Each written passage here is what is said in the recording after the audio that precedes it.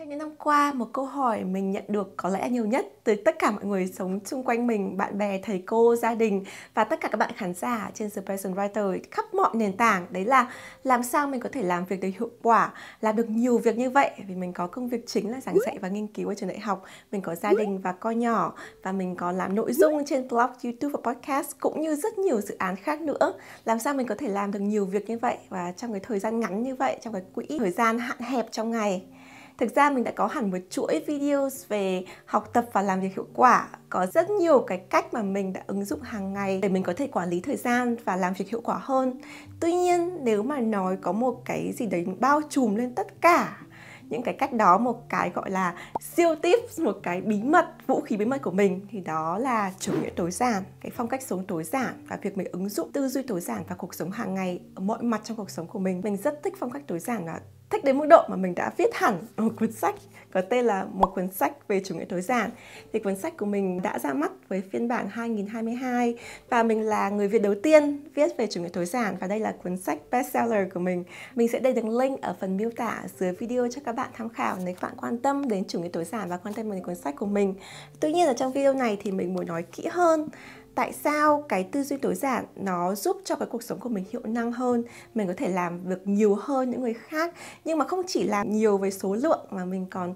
tăng lên về chất lượng, tại mình đi sâu đào sâu vào những cái việc mình đang làm và mình giảm thiểu tối đa cái thời gian và công sức mình làm cho từng việc để mình có thể tối đa hóa cái kết quả, cái hiệu ứng của những công việc mình làm. Vậy trong video ngày hôm nay thì mình sẽ nói cho các bạn hai điều. Thứ nhất là về tư duy tối giản.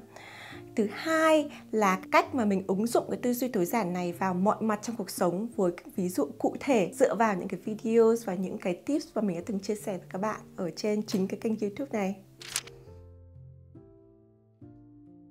Tại sao chúng ta nên bắt đầu với tư duy tối giản? Trong cái quá trình mà mình sống tối giản và mình viết về tối giản, mình nói chuyện với mọi người về tối giản thì mình nhận ra rằng là có rất nhiều người có cách hiểu sai về tối giản, hoặc là các bạn biết được những cái cách để thực hành tối giản nhưng mà các bạn lại không có được cái mindset, cái tư duy đúng về tối giản. Tức là tối giản tức là làm cái này làm cái kia thì rất là rõ ràng, bước 1, bước 2. Nhưng mà nếu mà các bạn không có cái tư duy tại sao mình làm cái việc này, tối giản thực sự là gì và không phải là gì, thì mình sẽ không áp dụng được nó vào tất cả mọi mặt trong cuộc sống. Cái mà mình theo đuổi không chỉ là cái tối giản đơn thuần là cái quần, cái áo, dọn dẹp nhà cửa, mà cái chủ nghĩa tối giản mình theo đuổi gọi là holistic minimalism, có nghĩa là tối giản một cách toàn diện. Mình chỉ có thể tối giản một cách toàn diện, mình chỉ có thể ứng dụng chủ nghĩa tối giản vào nhiều mặt khác trong cuộc sống khi mà mình hiểu được cái tư duy của tối giản. Vậy tư duy tối giản trong mắt của mình là như thế nào? Thì trong một cuốn sách về chủ nghĩa tối giản thì mình có nói cái định nghĩa của mình. Thì đối với chủ nghĩa tối giản, mình áp dụng một khái niệm mở. Mình viết: đối với tôi, sống theo chủ nghĩa tối giản có nghĩa là đơn giản hóa cuộc sống, bỏ đi những thứ không cần thiết để chào đón những thứ cần thiết, có ý nghĩa hơn. Nó khá là rộng và khá là mở, nhưng mình có nói cụ thể hơn. Những thứ không cần thiết này có thể là vật dụng đồ đạc hàng ngày, tức là những thứ mà hữu hình, những thứ mà bạn nhìn thấy nó bừa bộn, nó thừa thãi trong cuộc sống của mình. Nhưng cũng có thể là những suy nghĩ tiêu cực, những thói quen mua sắm dư thừa, những mối quan hệ không tốt,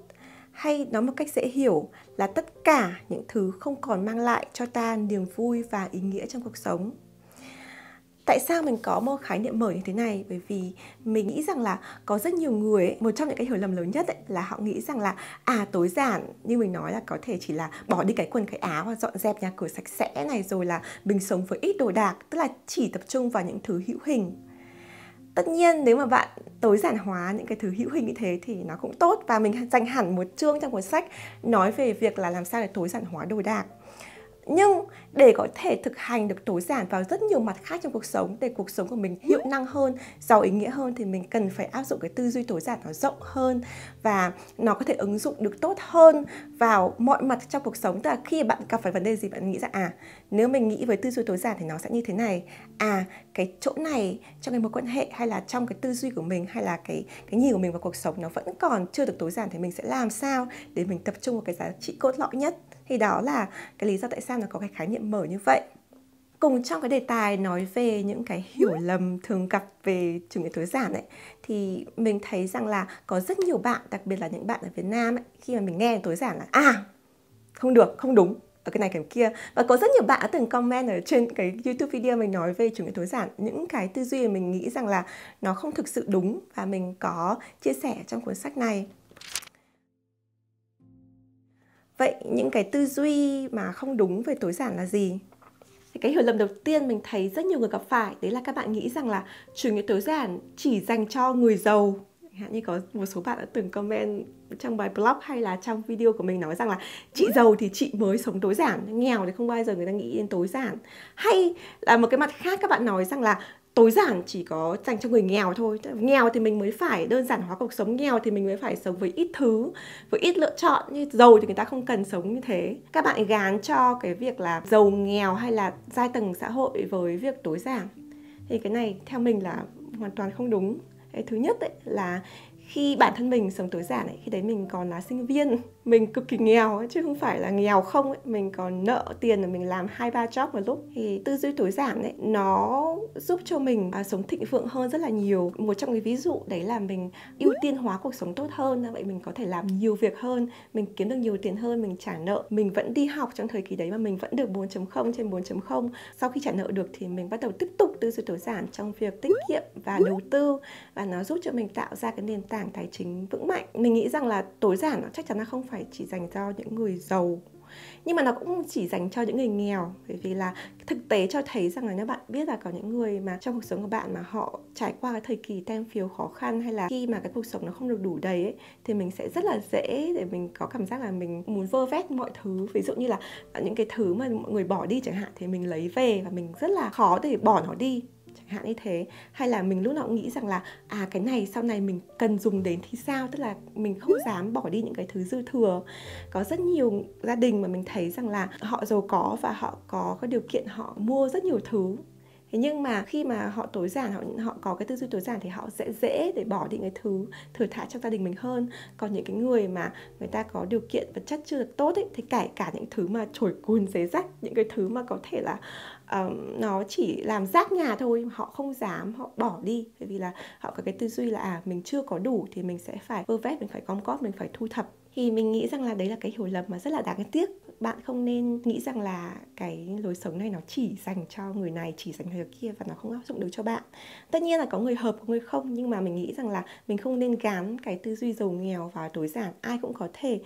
bắt đầu với cái lối sống này, với cái tư duy này ở bất kỳ hoàn cảnh và cái thời điểm nào trong cuộc sống của bạn. Cái hiểu lầm thứ hai là rất nhiều người nói rằng là chủ nghĩa tối giản chỉ dành cho những người trẻ tuổi có gia đình. Thì đúng là nếu mà bạn trẻ, bạn còn single, bạn chưa có gia đình, bạn chưa có con nhỏ thì rất là dễ để bắt đầu tối giản. Thế nhưng mà khi bạn có gia đình và con nhỏ như mình chẳng hạn, thì mình cũng chưa bao giờ mình từ bỏ cái lối sống tối giản. Có những thời gian thì mình không thể nào mà tối giản được như mình muốn. Ví dụ như khi con mình mới ra đời chẳng hạn, thì mọi thứ nó lung tung, cái đồ đạc, các thứ, cuộc sống nó chưa được sắp xếp. Bởi vì là có một đứa trẻ ra đời nó làm thay đổi cuộc sống của mình rất là nhiều. Thế nhưng mà sau này khi mà mình ổn định hơn, con mình lớn hơn một chút, thì mình bắt đầu quay trở lại cái lối sống tối giản. Và cái việc tối giản hóa cuộc sống nó giúp cho mình, mặc dù mình là một người mẹ đi làm, working mom, nhưng mà vì mình biết chọn lựa và ưu tiên những cái thứ trong cuộc sống của mình, nó khiến cho mình có thời gian cho gia đình hơn. Thế vậy là thậm chí mình nghĩ rằng là nếu bạn có gia đình và con nhỏ thì cái lối sống tối giản nó còn quan trọng hơn, thậm chí còn hơn cả khi các bạn còn độc thân. Hiểu lầm thứ ba là chủ nghĩa tối giản chỉ hợp với Tây. Bởi vì là các bạn thấy rằng là chủ nghĩa tối giản ở các nước phương Tây, và ở Tây thì nó có cái cuộc sống khác, ở Việt Nam thì không như thế. Nhưng mà thực sự ấy, mình có viết ở trong cuốn sách này là khi mà mình nghe thấy những cái comment như vậy là mình chỉ muốn bắc loa lên và mình nói rằng là chính vì thế chủ nghĩa tối giản phải dành cho Việt Nam. Bởi vì là Việt Nam mình ở gia đình sống với nhiều thế hệ, đặc biệt là những bạn nào ở thành phố ấy, thì mình sống chung với ba mẹ ông bà, rồi là nhà cửa chật hẹp, con cái sinh sôi nảy nở. Với một cái gia đình, đại gia đình như thế, thì nếu mình không tối giản hóa cuộc sống, mình không giảm bớt đồ đạc, mình không tập trung vào những cái giá trị tối ưu, thì rất là khó để có thể duy trì một gia đình như vậy. Mình có thể sống với nhiều thế hệ một cách yên bình và tập trung vào giá trị cốt lõi, những cái thứ chất lượng trong cuộc sống, thay vì lúc nào cũng phải cãi cọ vì những thứ tủn mủn, cãi cọ vì là thiếu không gian sống và thiếu cái sự tự do trong cuộc sống. Ngoài ra, cuốn sách còn chỉ ra một số cái hiểu lầm khác mình thấy rằng là mình hay nghe thấy và hay đọc thấy, đặc biệt ở Việt Nam, về chủ nghĩa tối giản. Nếu các bạn quan tâm có thể đọc thêm ở trong cuốn sách của mình. Một lần nữa thì link mình sẽ để ở phần miêu tả ở dưới video. Nhưng mà những cái chia sẻ của mình phía trên ấy, thì mình hy vọng là đã giúp cho các bạn có một cái nhìn nó đúng đắn hơn về chủ nghĩa tối giản và bắt đầu áp dụng cái tư duy tối giản, thay vì nghĩ rằng là tối giản nó chỉ là cái quần, cái áo, cái ăn, cái mặc hàng ngày, hay là tối giản chỉ dành cho người giàu, không phải dành cho người nghèo, hay là mình không thể tối giản được vì mình là người Việt Nam. Không có cái chuyện đấy, mình không tin vào cái điều đấy. Và trong cuốn sách mình nói kỹ hơn là tại sao cái tư duy đấy không phải là một tư duy đúng. Và nếu các bạn muốn áp dụng tư duy tối giản vào nhiều mặt trong cuộc sống của mình, thì cuộc sống của mình hiệu năng, giàu ý nghĩa hơn, thì mình nên từ bỏ cái lối tư duy đóng khung như vậy và mình bắt đầu với tư duy mở, tích cực hơn về bản thân mình, về cuộc sống của mình, và tích cực hơn về chủ nghĩa tối giản. Đã có tư duy rồi thì mình ứng dụng như thế nào chủ nghĩa tối giản vào nhiều mặt trong cuộc sống? Thì thực ra mình đã có câu trả lời cho bạn trong tất cả các video của mình, bởi vì là bản thân mình sống tối giản, cho nên là khi mình chia sẻ các bạn các tips của mình học tập, rồi là việc hiệu quả, hay là thậm chí là tình yêu, cuộc sống, thì mình đều áp dụng tư duy này khi mình sản xuất video. Có thể là mình không gọi tên nó hẳn ra, nhưng mà trong từng cái tips mà mình chia sẻ đều có hơi hướng về tư duy tối giản. Chẳng hạn như là về chủ đề học tập chẳng hạn. Đối với mình ấy, với việc học một cái gì đấy, ví dụ như học tiếng Anh hay là học toán, học văn, học môn nào đấy chẳng hạn, thì để mình có thể học tốt được môn đấy thì mình phải tập trung toàn lực cho nó trong một thời gian nhất định. Điều đầu tiên mình làm nếu mà mình quên hết mọi thứ về tiếng Anh ấy, đấy là mình sẽ đặt mục tiêu là mình sẽ phải lấy lại cái khả năng tiếng Anh của mình. Mình sẽ đặt tiếng Anh lên vị trí hàng đầu. Như mình đã nói ở trong một số video về chủ nghĩa tối giản hay là lựa chọn và ưu tiên ấy, thì các bạn biết đến cái phương pháp hay là cái công thức 80-20, tức là 80 thời gian trong ngày ấy, thì mình sẽ nên tập trung vào những cái mà nó có ý nghĩa lớn nhất với mình. Thì đối với mình ấy, trong trường hợp mà mình đang bị mất gốc tiếng Anh như thế, thì mình sẽ cố gắng làm sao đấy mà 80% thời gian trong ngày của mình chỉ để học tiếng Anh. Mình biết là nói ra cái điều này nó hơi bị mơ mộng, hão huyền một chút, bởi vì đối với những bạn mà sinh viên học sinh ấy, các bạn đang đi học có rất nhiều môn học khác, hay là có nhiều cái trách nhiệm khác, ví dụ bạn phải đi làm thêm, hay là phải phụ giúp gia đình chẳng hạn, hay là những người mà đi làm ấy, thì phải chăm con nhỏ, hay là vừa phải làm công việc chính ấy, thì cái việc mà 80% thời gian dành cho tiếng Anh này nó rất là khó. Nhưng mình phải nói với các bạn rằng là đây chính là cái lý do tại sao mà phần lớn mọi người không khá lên tiếng Anh và không khá lên một cách nổi trội ấy, đấy là mình phân tâm quá là nhiều. Nhưng bên cạnh đó, cái việc mình dành ưu tiên cho cuộc sống, tức là mình dành nhiều thời gian hơn để làm một cái gì đấy, thì mình phải có sự hy sinh. Đấy là tối giản. Tối giản là sự lựa chọn và hy sinh. Mình muốn tập trung thời gian, bởi vì cái quỹ thời gian là có hạn, cái sức lực của mình có hạn, và một thứ nhất định mà mình đang phải tập trung, thì mình phải bỏ đi những cái thứ dư thừa, cái thứ mà nó không cần thiết trong cuộc sống. Kể cả khi mà cái thứ đấy là cái thứ tốt, hoặc là có thể nói là nhìn chung là nó là điều tốt, nhưng cái thời gian này mình chỉ có thể làm một thứ thôi, thì mình hoàn toàn có thể dũng cảm để bỏ đi những thứ mà nó không thực sự cần thiết, hoặc là mình nhấn nút pause, mình ngừng lại nó trong thời gian này, và khi nào mình có thời gian hơn, có điều kiện hơn thì mình sẽ lại trở lại với nó. Thì điều này mình có nói trong một cái video về một chủ đề cũng liên quan đến học tập, đấy là đọc sách. Lời khuyên thứ 6: nếu các bạn thực sự không thích một cuốn sách nào, bạn không cần miễn cưỡng hoàn thành nó. Nếu các bạn coi cuốn sách là bạn của mình chẳng hạn, thì người bạn nào mà mình cảm thấy phù hợp ấy, thì mình chơi rồi mình tìm hiểu người ta. Còn người bạn nào mà mình cảm thấy không phù hợp ấy, thì mình cũng không có điều gì phải nói xấu về người ta, nhưng mình không nhất thiết mình phải tiếp tục quan hệ rồi tiếp tục tìm hiểu, mình đi sâu vào một cái mối quan hệ đấy. Ứng dụng tiếp theo không thể thiếu ở trong tư duy tối giản, đấy là mình áp dụng các quy tắc, ví dụ như là quy tắc 80-20 để mình làm việc hiệu quả hơn, mình tiết kiệm nhiều thời gian trong ngày nhưng mà đưa ra cái kết quả tốt nhất. Quy luật 80-20 hay còn gọi là Pareto Principle. Quy luật 80-20 cho rằng 80% output, có nghĩa là đầu ra, thành quả, hậu quả, được tạo bởi 20% input, có nghĩa là đầu vào, đóng góp, hành động. Vậy nên áp dụng vào quản lý thời gian, nếu cho rằng 80% thành quả công việc của mình được tạo ra bởi 20% thời gian làm việc hiệu quả, bạn có thể theo dõi xem 20% đó rơi vào thời điểm nào trong ngày, ở hoàn cảnh nào, được làm với chu trình nào. Từ đó, bạn có thể mô phỏng lại và mở rộng 20% thời gian hiệu quả nhất này để nâng cao hơn nữa thành quả lao động của mình. Vì vậy, nếu các bạn có thể áp dụng cái quy tắc 80-20 này trong cuộc sống và công việc của bạn, thì mình không phải làm quá nhiều nhưng mà mình vẫn nhận được cái thành quả lớn. Cái điểm thứ 3 về ứng dụng tư duy tối giản vào trong cuộc sống hàng ngày của mình, đấy là sống cho hiện tại, be present. Bởi vì nếu mà mình áp dụng cái tư duy sống cho hiện tại ở trong cái vòng tròn tư duy của tối giản này, thì mình sẽ nhận ra rằng là mình có thể rất là bận rộn. Ví dụ như bản thân mình, như mình đã nói, mình là working mom và người mẹ đi làm ấy. Thì làm sao mình có thể cân bằng được cuộc sống và công việc? Thì đối với mình ấy, mình luôn luôn nói rằng là cân bằng cuộc sống không phải là 50% công việc, 50% cho gia đình, mà là 100% cho hiện tại. Phương pháp thứ 6 là sống cho hiện tại, be present. Cuối cùng là phương pháp mình yêu thích nhất và mình cũng thường sử dụng là cái chữ ký của mình ở dưới mỗi bài blog hay là dưới mỗi video, be present, sống cho hiện tại. Tại sao? Bởi vì là trong cái quá trình mà mình cố gắng mình làm việc hiệu năng rồi là mình tối ưu hóa cái thời gian, cái công việc của mình ấy, thì mình nhận ra rằng là cái cuộc sống của mình mà nó cảm thấy là vui nhất ấy, nó hạnh phúc nhất ấy, khi mình sống cho hiện tại nhiều nhất. Một ứng dụng nữa mà theo mình có ý nghĩa quan trọng nhất khi mình áp dụng tư duy tối giản, đấy là sức khỏe tinh thần, hay còn nói là sống tích cực, sống với tư duy tích cực. Thì mình dành hẳn một chương rất là lớn ở trong cuốn sách của mình, một cuốn sách về chủ nghĩa tối giản nói về tư duy tích cực. Ngoài ra mình đã từng làm hẳn một series có rất nhiều bài tập về tư duy tích cực và những cái lời khuyên của mình ở trên blog. Thì khi mà mình nói về tư duy tích cực ấy, thì có rất nhiều người nói là tư duy tích cực thì tức là quy lúc nào phải cười hơ hớ, hoặc là có cái gì không tốt thì nghĩ rằng là không áp dụng cho mình, hay là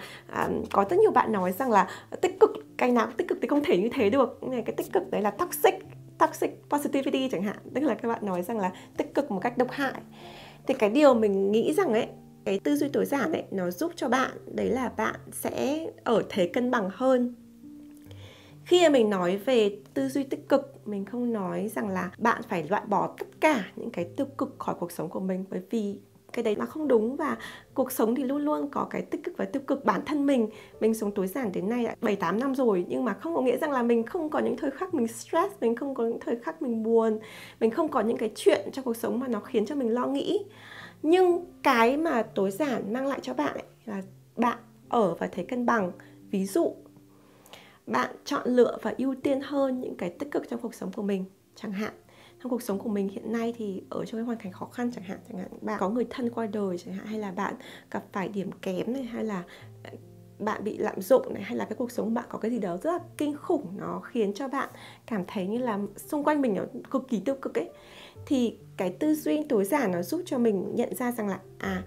khi mà xung quanh mình nó tiêu cực như thế thì mình càng phải tìm lại cái ánh sáng le lói nào đó tích cực ở trong con người mình, hay là từ cái cuộc sống của mình, hay là từ một ai đấy mà người ta vẫn mang lại cái ánh sáng cho mình. Thì mình chạm lấy nó, mình giữ lấy nó, mình theo đuổi cái ánh sáng tích cực đấy, thì nó sẽ giúp cho mình có cái động lực để sống hơn. Chứ còn nếu mà mình chỉ chăm vào những cái tiêu cực ấy, thì nó rất là dễ đưa mình đến cái hố sâu của trầm cảm, của tối tăm, của những cái suy nghĩ nó rất là tồi tệ. Như vậy, tư duy tối giản nó chỉ giúp cho mình nhìn được rõ hơn là cái đâu là cái xấu, đâu là cái tốt, đâu là cái tích cực, đâu là tiêu cực, đâu là ánh sáng, đâu là bóng tối. Và nó giúp cho mình lựa chọn cái ánh sáng. Thậm chí khi ánh sáng còn le lói, bản thân mình cũng đã từng trải qua rất nhiều giai đoạn đen tối, và những cái ánh sáng le lói nó là cái động lực cho mình để mình đi tiếp. Đấy là một trong số những cái điều mình thấy rằng là tối giản hay là cái tư duy tích cực nó có ảnh hưởng đến sức khỏe tinh thần như vậy. Một cái nữa mà có thể là nó áp dụng được cho cuộc sống hàng ngày hơn ấy. Ví dụ như là cuộc sống của bạn không gặp cái biến cố gì lớn như mình vừa nói, không phải trường đại học, không phải có gia đình có ai mất, hay là không phải có cái gì đó kinh khủng xảy ra cho bạn, thì bạn cũng không nên vươn bản thân mình đến những cái tiêu cực. Chẳng hạn như là mình thấy có rất nhiều bạn ấy sử dụng quá nhiều thời gian ở trên mạng để đọc những cái comment tiêu cực, rồi là reply những comment tiêu cực, hay là để theo dõi những cái nội dung mà giật tít, những cái mà căng đan trên mạng, thậm chí còn dành hẳn một kiểu như là sự nghiệp để mình xây dựng một cái group tám chuyện ở trên mạng, hay là để bôi xấu cho người khác, hoặc là mình là cái thành viên trong đấy để mình hít hà drama. Cái đấy là cái giải trí của con người, thì mình không có nói rằng là bạn không được làm như thế, vì là ai cũng có quyền lựa chọn. Thế nhưng mà bạn biết rằng là khi bạn lựa chọn như vậy thì là bạn vươn tay ra để lấy những cái tiêu cực đấy vào trong người mình. Chưa kể là bạn còn ném cái tiêu cực ra ngoài xã hội để nhiều người ta nhận cái tiêu cực đấy.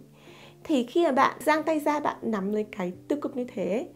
thì nó sẽ choán hết cái thời gian của bạn trong ngày. Bạn không có thời gian mà đầu tư vào những cái hiệu năng hơn, tích cực hơn, có ý nghĩa hơn cho cái cuộc sống của bạn, thay vì cái drama ở trên mạng. Đấy, cái thứ nhất. Cái thứ hai, nó rất là ảnh hưởng đến tư duy của mình.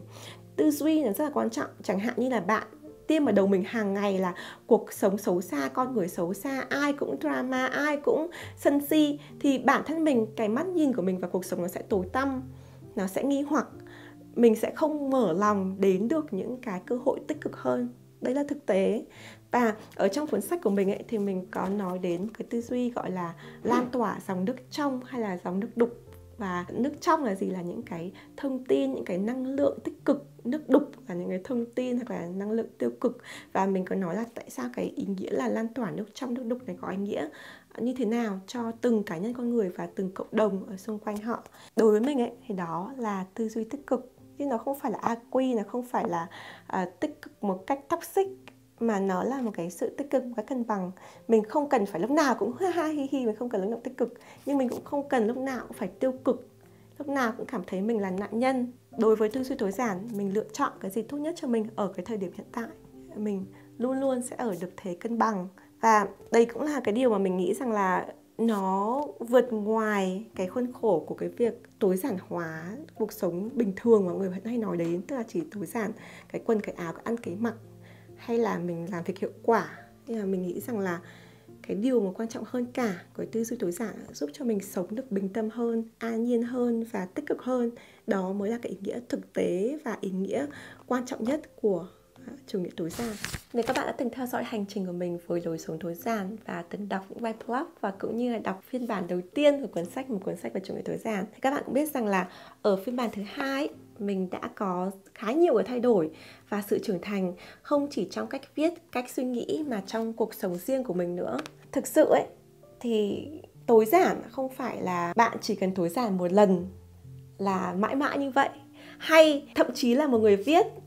và sống tối giản nhiều năm. Thì cái việc mình tối giản vào năm 2018 khi mình mới ra cuốn sách này là khoảng độ 2 năm khi mình sống tối giản. Và năm 2022 khi mình đã sống thêm nhiều năm nữa tối giản, nó cũng có cái mắt nhìn khác và cái tư duy khác về tối giản. Do vậy mình cảm thấy một trong những cái tư duy quan trọng nhất của lối sống tối giản là mình phải sẵn sàng cho sự thay đổi và sự trưởng thành, và mình cần phải dũng cảm để nhìn vào cái sự trưởng thành đấy. Ví dụ như trường hợp của mình không phải là mình đã từng xuất bản về sách tối giản hay là mình đã từng làm những cái content về tối giản ở trên mạng là mình nghĩ rằng từ nay giờ mình sẽ không cần phải có gì thay đổi nữa, mình không phải cập nhật bản thân, mình không cần phải trau dồi, mình không phải mỗi một lần tái bản mình không phải cải thiện cái chất lượng cuốn sách của mình để thể hiện rõ hơn cái tư duy tối giản. Cái đấy không đúng, mình vẫn luôn luôn phát triển, mình vẫn luôn luôn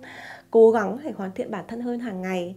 Không có ai là hoàn hảo, bản thân mình không hoàn hảo một chút nào. Nhưng mà nhờ có lối sống tối giản thì nó giúp cho mình, thứ nhất là sống hiệu năng hơn, ý nghĩa hơn, cái thứ hai là dũng cảm hơn để nhìn lại về bản thân mình, nhìn về hành trình của mình, để quay lại với cái giá trị cốt lõi, để dám làm những cái việc mà có lẽ trước đây mình không dám làm. Mình hy vọng là với những cái chia sẻ ngày hôm nay sẽ giúp cho bạn sống một cuộc sống tốt hơn, hiệu năng hơn, giàu ý nghĩa hơn và nó tối giản hơn một cách tích cực hơn.